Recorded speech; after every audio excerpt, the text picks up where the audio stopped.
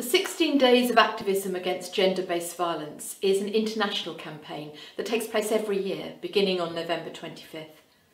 The campaign is primarily focused on the prevention and elimination of violence against women and girls, but this is not to deny the truth that men and boys can and do experience gender-based violence. Please hold that in mind. As a Christian, I believe that every person is created in the image of God and has the divine spark within them. God's desire is for every unique and precious individual to go on becoming who they fully are. And that becoming will always involve relationship. Relationship is at the heart of who God is.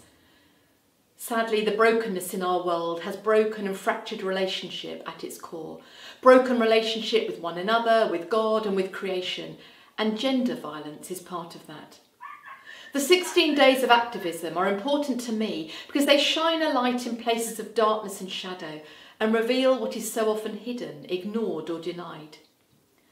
And in the 16 days, it's important not only that we recognise and name gender violence in places which seem far removed from us, not least places of war and conflict, but that we also dare to shine a light in our local contexts and communities and in our worshipping communities.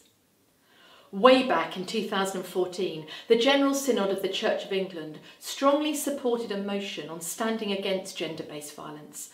The motion affirmed work already undertaken in dioceses, deaneries, parishes and Church of England schools in raising awareness of and caring for survivors of gender-based violence in all our diverse communities.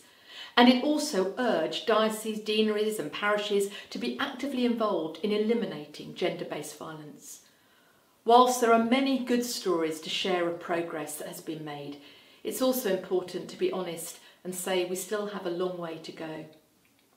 One shift is to name the truth that within our worshipping communities there are victims, survivors and perpetrators of domestic abuse. In 2021, the Domestic Abuse Act came into being. Indeed, a number of bishops in the House of Lords played our part in the legislation's passage through Parliament.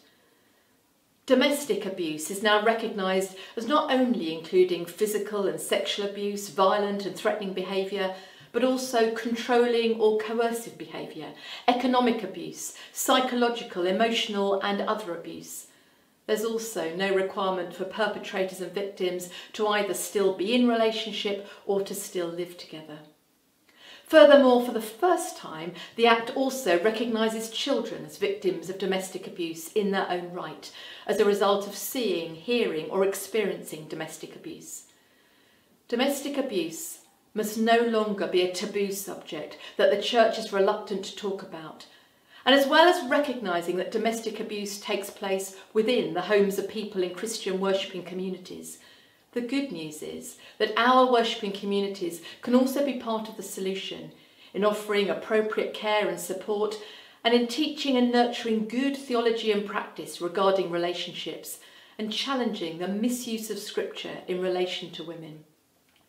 The Church of England now provides a short and accessible online course regarding domestic abuse, and the hope is that as many people as possible, as long as appropriate, will use these 16 days to undertake the training and commit to taking one further step along the path to being a church which joins in with God's work of transformation.